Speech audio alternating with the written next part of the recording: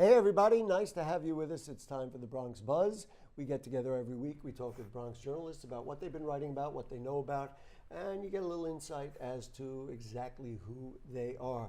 Tonight I am thrilled. I was going to say good old friend or old good friend, but longtime friend, Bob Capstatter, formerly editor at the Daily News and editor at the Bronx Times, and now a freelance political consultant, but always a friend. Nice to have you with us, Bob. Gary, how many times?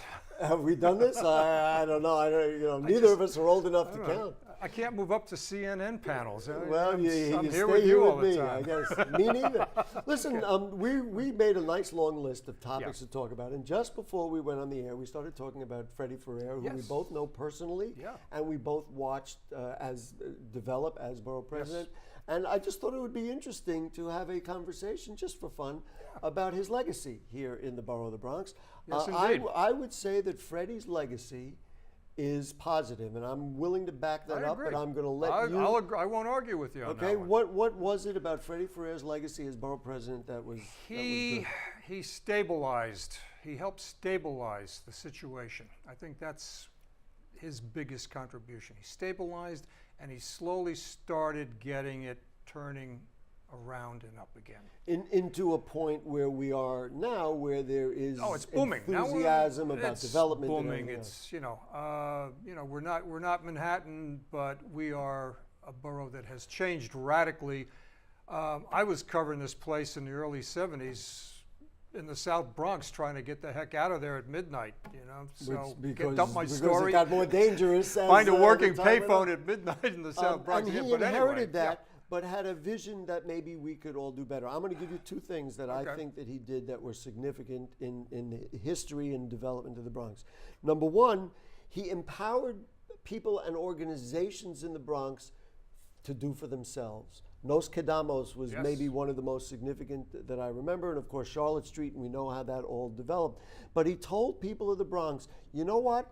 They're not going to do it for you. You have to do it. And during that period of time, maybe through the 90s, let's say, I mean, my sense of timing might be off, the Bronx developed a whole network of not-for-profits. And people in the Bronx said, I'm going to start my own organization because I'm not getting it from the city. I'm not getting it from the state. We're going to do it. And I think that was an empowering thing that Freddie Ferrer did. He also had to live with Ramon Velez, the poverty king, the poverty pimp of the Bronx. That's too. right. And Ed Koch's Barb. Right, but he survived through that. And then the second thing that we talked about, and then we're going to get into what he's doing, and then we'll bring it right up to date. I thought a seminal moment was standing underneath the L at 161st Street, and he unveiled for the first time, we could look up what year, I'm guessing late 90s, 97 or so. I got up here in 94 to run the bureau, so it would be 94, 95, somewhere around there. And he unveiled a campaign called Don't Dump on the Bronx. Right. And again, it was a way of saying, this is us, this is who we are, don't dump on us because we're going to still have the coffee mug. And you do have the coffee mug. So anyway, and that can lead us into a dialogue about the MTA. Now, Freddie, as we both know, is the interim chairman of the MTA. I mean, I don't know if we're giving anything away. I don't think he wants the job permanently. I think he's in a holding pattern. What is your evaluation of where the MTA is at right now? And there's a lot of this. It's right now. It's a political football between the mayor and Governor Cuomo. I mean, who has control of the MTA, and who wants a hot potato like this? It's got massive problems, needs massive money. Who wants to I think it's... here you go. If you had a czar who ran it, that's one thing. But you have the unions, the municipal unions, which are all city unions for the transit workers union. Exactly. And then you have the MTA, which is obviously a state utility and state funded. Yeah. And so if they don't work together, the mayor and governor, it's a and right now the mayor and the governor they don't see eye to eye. Not getting that along well. One thing I had on my list. The other thing that I had on my list, you were talking about just before the show that you came your first real job in journalism was with the Daily News. Right. You were a crime reporter. I guess natural because you're in the Bronx. The Daily News, you're covering everything. A lot of crime news, yes, obviously. And you have many friends in the NYPD. What is your sense right now of the mood in the NYPD and amongst officers themselves? Because it's gone like this over the years, depending on who the chief officer is. I think there is more of a sense of pride that crime has gotten so low. This is miraculous almost. That crime is just down in the low numbers. They like the new police commissioner, Jim O'Neill. O'Neill, right? A Bronx hand, an old Bronx hand. Right. Actually, the top probably 7 or 8 chiefs and commissioners are all people that came out of the Bronx. Wow. So the Bronx is in the boogie down is at One Police Plaza these days. And I so think they're happy. The mood is strong. I think there's a good mood out there. I mean, I think they're happy with the pay raises they got. They're always going to gripe about the salaries, but I mean, I think they have a fairly decent contract right now. There's good community relations. Police have been working. It's been seriously on community relations. If you monitor the news, it's been quieter than it's been in decades. Yes. In terms of hearing, and I'm not saying nothing ever exists or nothing ever happens, but it's been quieter than it's ever been. I am seeing crime stories on TV that are, in the old days, would be, that's boring. We need something more juicier than that. And that's all we got. Yeah, that's it. And you know, listen, we're not rooting. God bless. Yeah, right. And then along with that, and it's very interesting. You were telling me, and I wasn't aware of this, that the sergeant involved in the shooting of Deborah Danner. Yes. Now he was convicted. Sergeant Hugh Barry was indicted today, 43rd precinct. Last October, he and other police from the 43rd precinct responded to Danner's apartment. She had a long history of mental illness and violence. She was in the bedroom wielding a pair of scissors. He talked her into dropping them, and she runs back into the bedroom and grabs a baseball bat and comes at him swinging the baseball bat towards his head. And he shot her. And they said that his tactic should have been with a stun gun. They say you should have pulled your stun gun. And apparently, the grand jury reviewing the incident and the facts of the incident decided that it was an unjustified shooting. He was indicted on murder, manslaughter, and criminal, I forget the lower charge. I think that may be his out if the jury has to convict. It will be interesting, but you know, the fact that happens, and I'm certainly not prejudging the case or taking sides. Well, the mayor and the police commissioner jumped on it when it happened. And, well, that does happen, and it happens in both directions. I mean, Yeah. Rudy and Michael Bloomberg often would jump in the other direction. Yeah, sure. But that notion keeps people in the Bronx, like, I don't want to say happier, but they get a better sense that justice is being done. And again, I'm not. There's been a long anti-cop sentiment in the Bronx, and it's the reality of the borough. And you listen, D.A. Johnson used to get criticized all the time for a low conviction rate, which would frustrate police officers and other criminologists. You know, before I should have mentioned, we talked about the MTA.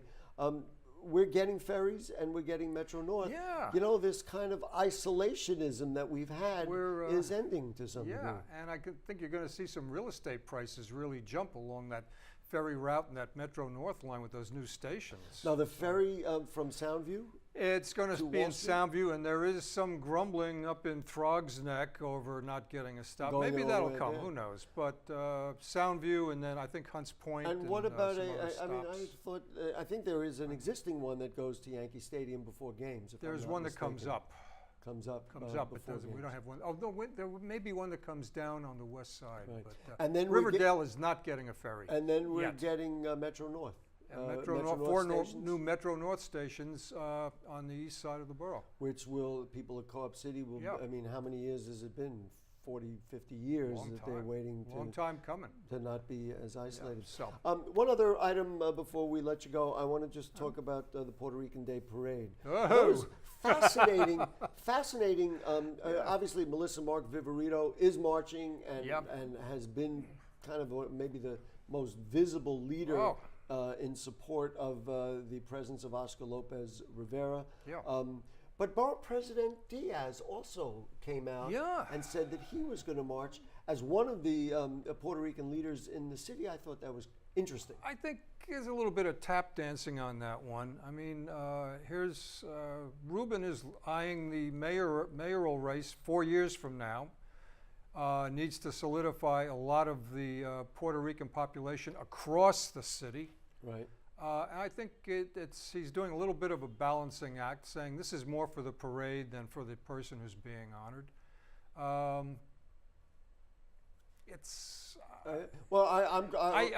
mean, everybody is pulling out. All the police unions are pulling out. The commissioners pulling out. I'm going to finish the sentence that you looked like you wanted to finish, and I will conclude it, and then we'll conclude this segment.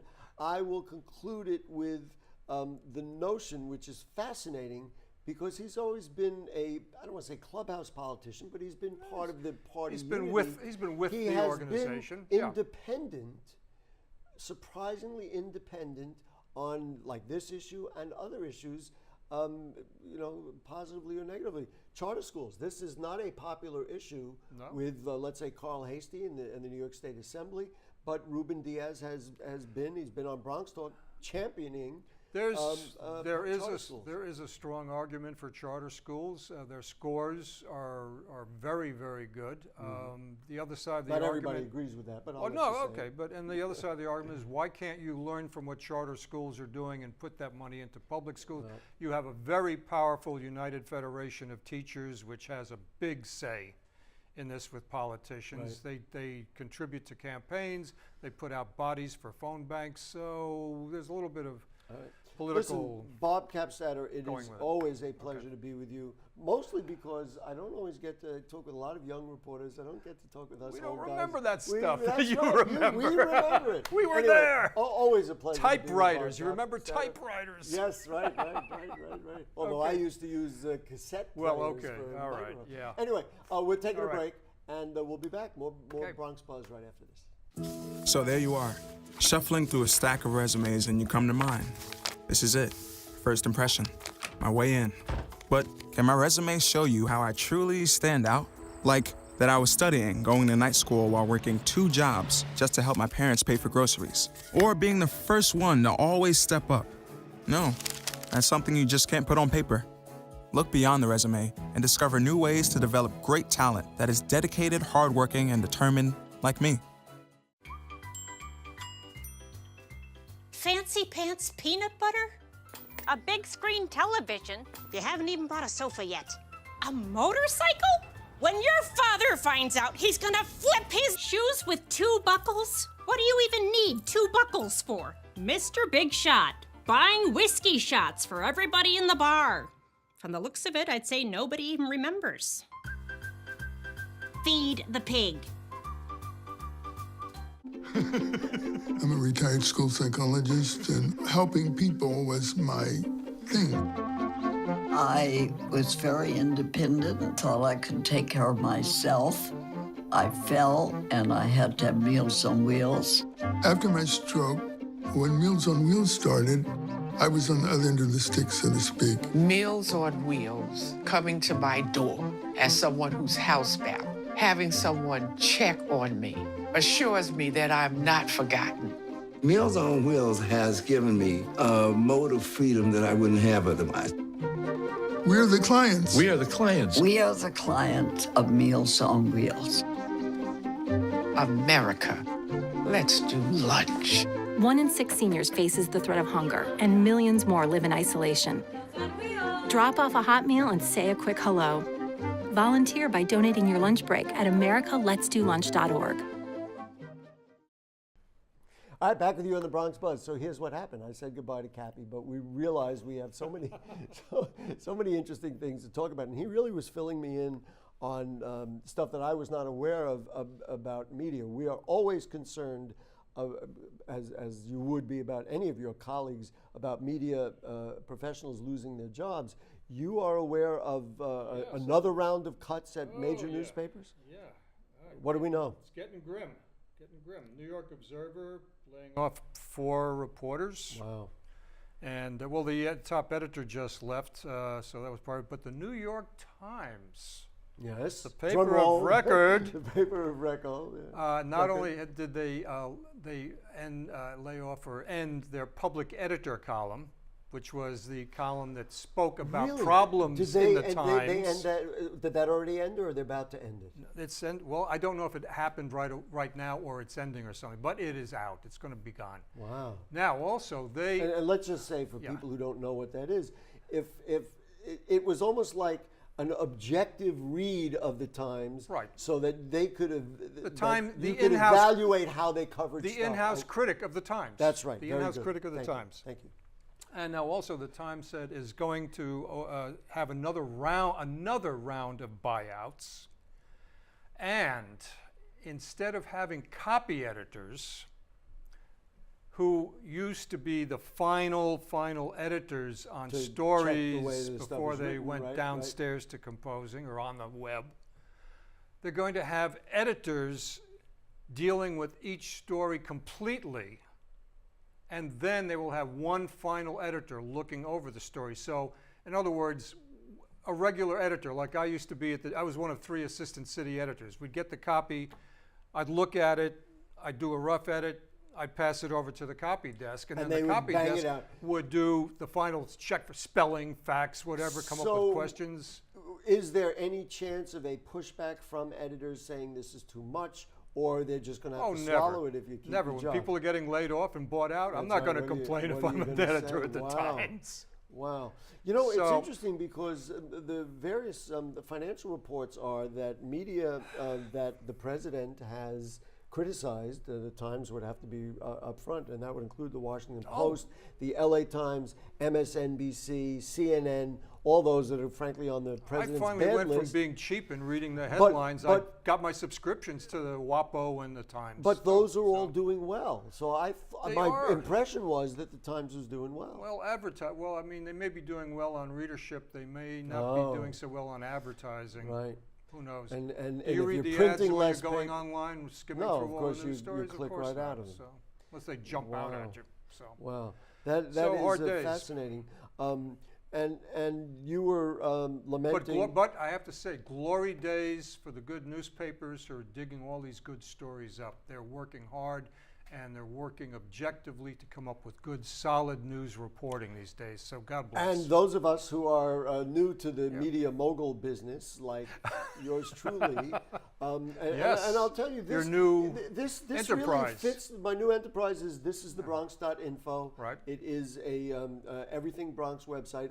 Among my most personally favorite features is Bronx News, because it used to be we could go to the Daily News and we could go to one other source, maybe the Bronx Times, and you'd go to your neighborhood paper, the Riverdale Press or the Norwood News or whatever it was, and you'd get your news. Now the news of the Bronx is coming through on DNA, on Gotham Gazette, on City Limits, on the Daily News, on the New York Times, on News 12, and unless you are tuned into every one of those things, you're going to miss something. How much time in the day do you have?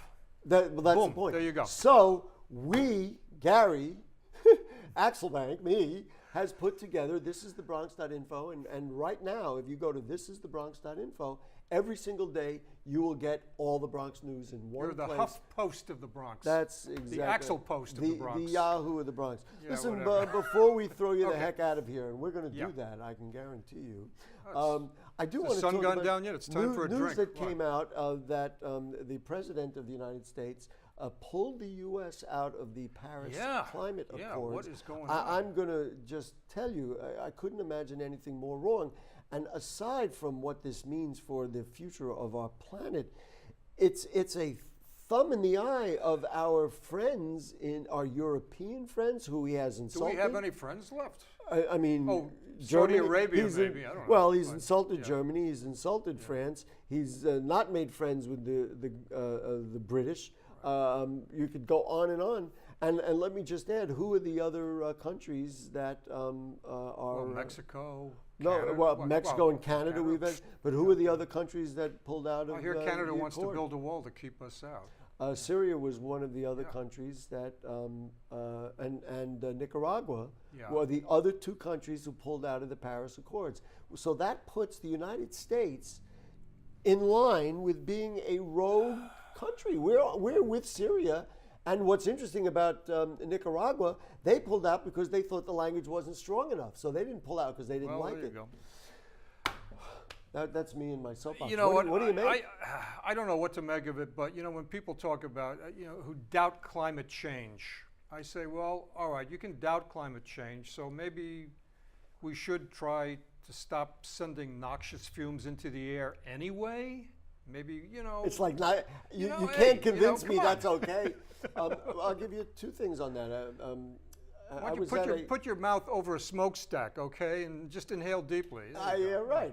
Who would think that's a good idea? Yeah. I was at a rally. I don't remember if it was a climate rally or one of the original rallies, and people were yelling, "Science is real." Now we have The to. Earth is flat. Come That's on, right. get with the we program. have to protest to say that science is real. I mean, that's what science is. That's why it's called science. We live in, as the Chinese curse goes, may you live in interesting times. So This now, is certainly interesting times. What they have said is that it would harm the economy by staying in the accord, hinder job creations in creation in regions like Appalachia and the Got to West. get those coal mines back. Well, this is what I don't understand. Are we ready to say to people who have died of lung disease and have all kinds of issues that we're sending them back in the ground? These are the jobs we want for Americans? This is what we're saving? Look, Help me, Lord! Help me! Help me! Tell me how you really feel, Gary. Don't hold back. I'm so upset about it. Go ahead, I'm sorry. No, but I mean, I'm trying to understand what the real reasoning. I mean, for every complicated situation, there's a simple answer, and it's usually wrong, okay? So I'm trying to understand what the thinking and what the real reasoning is. Is this big business? But even Rex Tillerson, former head of Exxon, said he's against pulling out of the accord. This is the head of Exxon who opposes it. I don't understand what purpose underlying reason is going on here. I'm going to suggest this, and the idea that this could be in like the top 2 or 3 sets of reasonings is unbelievable.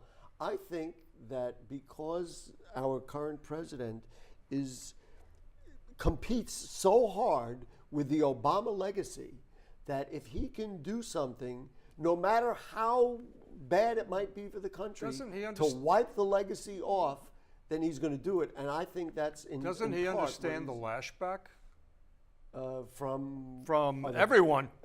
From everyone. But he doesn't except the believe that. Flat Earth Society, excuse me. Okay. What do you make of, and obviously neither of us are anywhere near and have near enough information to evaluate it totally, but what do you make of the Russian investigation with the Trump government? Benghazi. She had Benghazi, now he has Russia. I don't know if there are indictable or impeachable offenses going on here. Yes. But anytime you want me to fill in your sentences. Thank you, dear. Yeah. Like my ex-wives. Okay. I don't know. In that I don't know, but obviously I think there's also a little bit of the permanent government is saying, oh yeah, we're going to get you too. We see the smoke. In other words, because he fired Comey. Well, a lot of things going on. Right. I mean, the permanent government apparently doesn't like this president. And in Congress, there's a lot of power under this little round table that we have for our reporters round table. Last thing I want to ask you about, and I know that you generally you're a political pundit now and consultant right now, but you had always written a great political column. Do you think that coming into the 2018 midterm elections, the Democrats will be able to do something significant enough to either get control or more influence in the Senate and or the House as well? Or is it status quo and this is going to go on? I have my doubts. I have my doubts because I don't see the Democrats really getting their act together yet. What do you think? I don't see them getting their act together. There's a lot of, fist waving and everything else. What you need to do, and this is the lesson that they should have learned, what you need to do is have a center of focus. I mean, the phrase "Make America Great Again," that's what they did. They mined that phrase to this day, and people bought into it. I'm waiting for the Democrats. Are you still happy?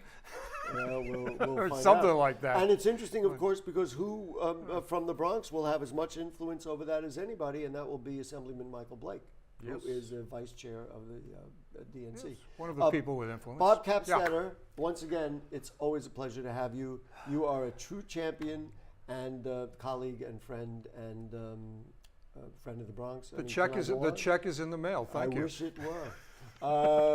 That's it. We'll see you. On Monday night, we're going to do traffic and roads in the Bronx on Bronx Talk. That'll be at 9 o'clock Monday night.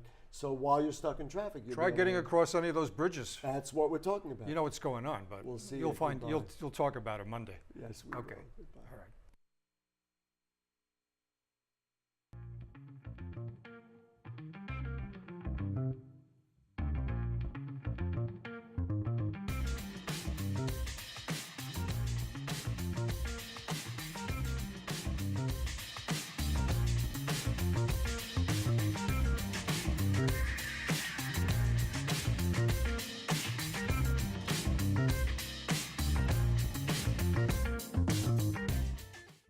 Open road, here comes the Heffley family. Whether it's a short trip or a long haul. Estimated time, 47 hours. They will beg. You're hungry? I'm happy to provide. They will plead. Deep fried butter on a stick. But whatever you do, don't wimp out. Now you're talking. Make them buckle up. He can't hurt. Remember, safety first. Cheese curls second. Are you orange? When I was 6, my mom had a stroke. I'm Paul George. Learn the signs of a stroke fast. F, face drooping. A, arm weakness. S, speech difficulty. T, time to call 911. Spot a stroke fast. We just finished dinner and it was time for homework. He hates homework. I know he's bright. Why is it so hard for me? He's just gotta try a little harder. 1 in 5 children struggle with learning and attention issues. Go from misunderstanding to understood.org.